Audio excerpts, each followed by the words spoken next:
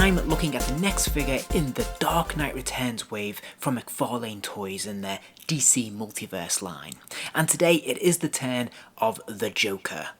Now, so far in this line, or this wave, I have to admit I've been a little bit disappointed with the previous offerings. We've looked at Batman and the Build-A-Figure horse, and we looked at the Carrie Kelly Robin as well, and I definitely had issues with the Robin, and I was a little bit underwhelmed by the Batman and the Build-A-Figure as well. So let's see if things start to turn around now with the Joker.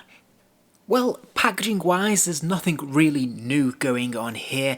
As I've mentioned previously in the last couple of videos, the packaging is the standard DC Multiverse branding. It is those black borders, it is mostly window display, we have the blue and white collage in the background, and there's not really much else to comment on except that with the Dark Knight Returns wave, the packaging is much broader than usual. It's no longer rectangle, now it's much more of a square shape.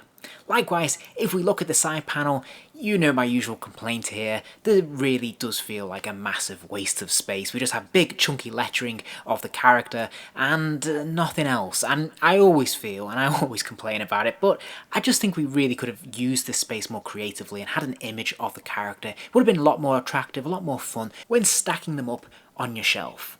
And once again, when we flip the packaging, not an awful lot going on here. We have some instructions about how to snap the Build-A-Figure pieces together. We have this image, which is a pretty cool image I must say, of Batman on the horse. This is obviously a photo of the toy, but then dramatised or artistically produced with some effects in the background, which does look really cool, but it is exactly the same as every other figure in this wave, which is a shame because you lose a little bit of character and nuance for each release. Now, I'll complain about this before, and it would have been much nicer, I think, if we'd used the images at the bottom for each individual character and then just had a smaller image of this Build-A-Figure. But hey, that's the way they decided to go. I think this is fine, but I don't think it's really very attractive in terms of putting it on display. So yeah, the packaging is fine, it's serviceable, it's functional, but it's not really shattering or particularly displayable.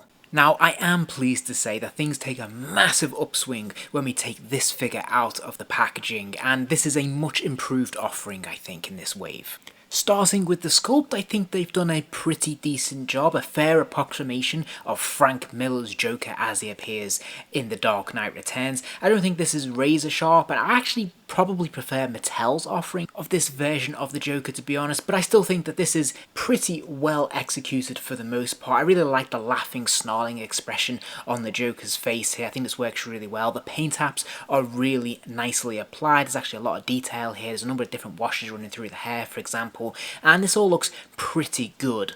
The body sculpting is also very accurately reproduced from what we see on the comic book pages according to Frank Miller's proportions. I think they've done a nice job of replicating the look and feel and texture of his outfit. We have a sort of rubber jacket over the top of these harder plastics. We have this rubber tie that's kind of moulded in place. I think this works quite well. It definitely has a bit more texture than usual. But again, there is a real lack of paint washes capitalizing on this fantastic sculpt, and this is a criticism that I generally level at McFarlane Toys. They just seem to miss this for some reason. They don't seem to quite go as strong on their paint apps and their washes as perhaps they should. But in terms of the sculpting and the plastics and the colours used, this all looks pretty accurate and authentic, and I think they've done a nice job. Now, one concern I did have was when looking at the legs and the feet, is that obviously he's wildly out of proportion. This is accurate to what we see on the page, of course, but it doesn't really work so well, generally speaking, in real life when dealing with action figures, because of course he has a very small surface area on his feet, just as we saw with Robin last week, and you know, this has a tendency to make the figure want to fall over. Now, that being said, I haven't had any issues with my Joker whatsoever. He stood freely on his own 2 feet. He doesn't need a stand, and I've been able to pose him in a couple of different poses as well, and he's had no issues balancing. So credit to McFarlane Toys. This could have been a problem, but they don't seem to have had any issues with this, so well done.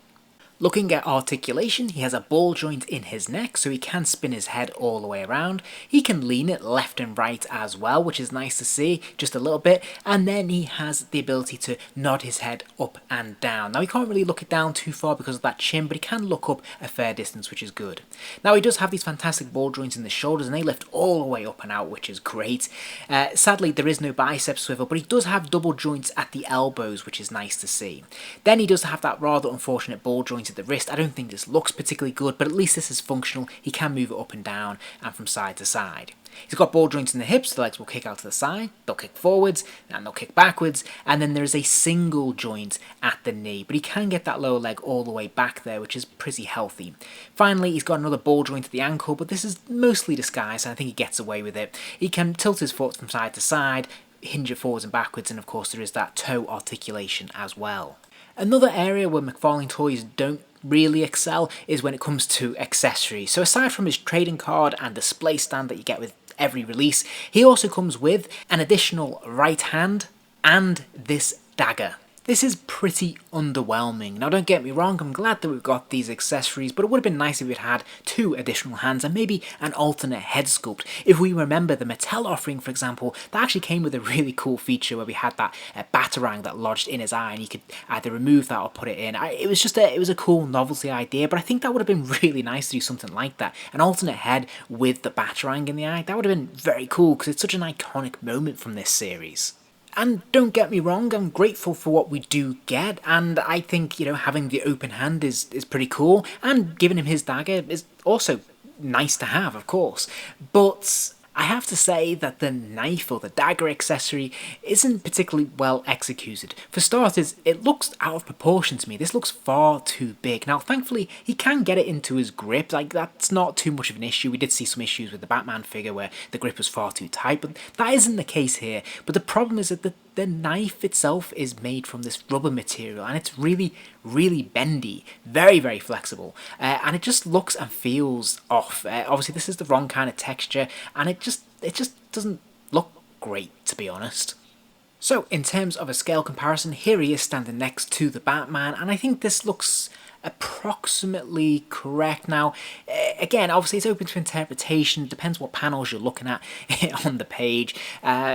Generally speaking, I always tend to think of the Joker as being much slimmer and much smaller in frame compared to Batman, whereas here he looks to be almost comparable. Now this of course is a very beefed up version of Batman as well, so I'm not quite sure how I feel about this. Certainly in terms of the height, no issues there, but in terms of their overall stockiness and build, I suppose, this looks ever so slightly off. I feel like Batman should be much broader and more menacing in stature in this particular instance, but as I said, it's a little bit of a tricky one to call. Overall though, I'm still going to give this figure 4 stars. I actually think he's probably the best in the line so far that I've reviewed in this wave. I really like the sculpting. I think the overall body type works really quite well for the most part. His articulation is really well thought out, and it works very well with this figure, so I have no issues there. You can get him into lots of different poses. He has no issue standing, and I think he looks really nice. I think he's very, very presentable. Now, I've removed a star because of that. The accessories aren't great, and again, there's that real lack of paint washes on these figures that could just really help these pop so much more. And it's very surprising from a company like McFarlane Toys, which have always been very, very detailed in the past. So yeah, mixed feelings on this one. I actually think this, as I said, this is one of the strongest entries in the wave that I've looked at so far. It just falls ever so slightly short, and it's a shame because otherwise you've got a really nice figure here. If you enjoyed this video, please do give it a like, and remember to subscribe as there'll be plenty more videos soon.